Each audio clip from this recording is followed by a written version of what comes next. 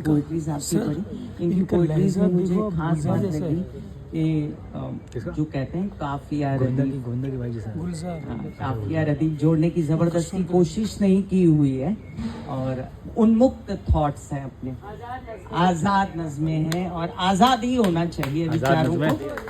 और जबरदस्ती का जोड़ने के लिए तुम और हम और सम और गम और ये जीने बोलता है, चलता जाता है, उसमें फिर इंसान जकड़ जाता है, उसमें अपनी खुली भावनाओं को नहीं बता पाता। इसलिए कुछ फिल्मी गाने होते हैं और कुछ पोएट्रीज होते हैं। मुझे फिल्मी गाने भी बहुत अच्छे लगते हैं जो शैलेंद्र जी के थे, जैसे सब कुछ सीखा हमने ना सीखी होशियारी और सच है दुनिया वालों के हम है अनाड़ी। बड़ा सिंपल सिंपल लिखा है और सिंपल सिंपल लिखना बहुत बड़ी बात है। क्लिष्ट लिखना बहुत आसान है और सिंपल लिखना बहुत बड़ी बात है। तरुण जी, मैं आपको बहुत बहुत बधाई देती हूँ यहाँ पर इतना अच्छा कार्यक्रम करने के लिए। और इन्होंने मुझे भी लालच दी कि आपने सिंस इतनी किताबें लिखी हैं तो आप भी ऐसा प्रोग्राम करें। तो पहले फिर सुसु करने जाओ। आपकी मदद लगेगी मुझे, मैं रिकॉर्ड कर रहा हूँ। अच्छा, मेरे बारे में तो आप ही बोले तो अच्छा है, नहीं तो मैं क्या बोलूँ अपने में। ये भाई दो चार लड़के हुआ करते हैं, कौन कोई बतलाए कि हम बतलाएं। कुछ संक्षेप में बोल नहीं करूँगी। बचपन से मैं पहले एक्ट्रेस बनना चाहती थी, जो मुझे बनने नहीं मिला क्योंकि उस ज़माने में ये सब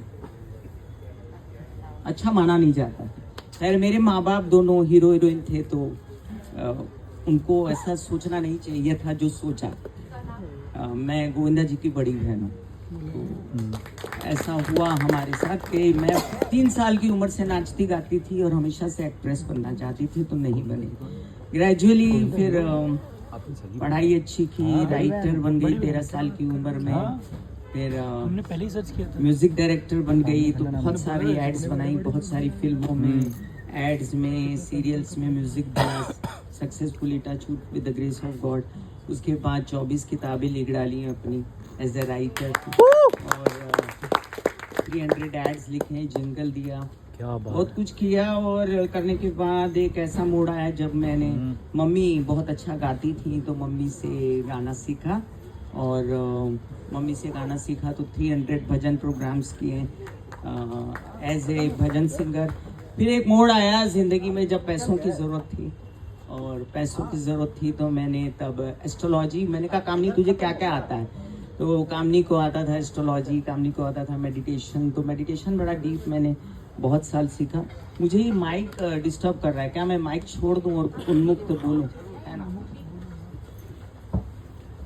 तो मेडिटेशन आता था, 37 साल मेडिटेशन किया मैंने। क्या और 37 साल मेडिटेशन करने के बाद सारे चक्र जाके खुले आप लोगों के आसपास। क्या बात लग रही है? हाँ लग रही है, आंखें भी लग रही हैं। सिखाया 5-7 लाख लोगों को मेडिटेशन सिखाया, आंखें मुस्कुरा रही हैं। सोचा कि अब क्या, तो एस्ट्रोलॉजी में PhD किया मैंने। 55 मैंने एस्ट्रोलॉजी में PhD किया और तो बहुत सारे चैनल्स पे मुझे बुलाने लगे, कुछ 14 चैनलों पे मैंने एज एन एस्ट्रोलॉजर अपना शो, लेकिन मैं एंकर अच्छी थी। और अभी मैं RJ हूँ 15 साल से 92.7 बिग FM पर।